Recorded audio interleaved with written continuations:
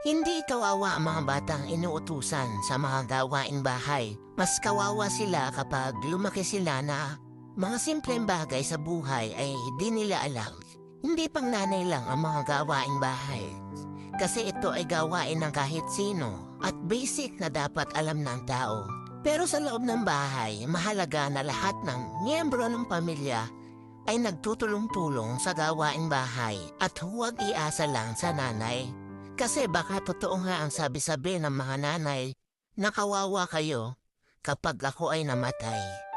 Pero alam nyo na pwede talaga itong mangyari at mawala ang isang nanay kasi di natin hawak ang kanilang buhay. Pero kung naturuan natin sila ng mas maaga at naturuan natin sila na magkusa at gumawa kahit di inuutusan, hindi sila kawawa. Pero kapag lumaki silang hindi responsable at mareklamo sa maliit na bagay, baka lalo sa malaking bagay. Hindi kontrabida ang mga nanay, sobrang mahal ka niyan. Pero gusto niya matuto ka sa buhay.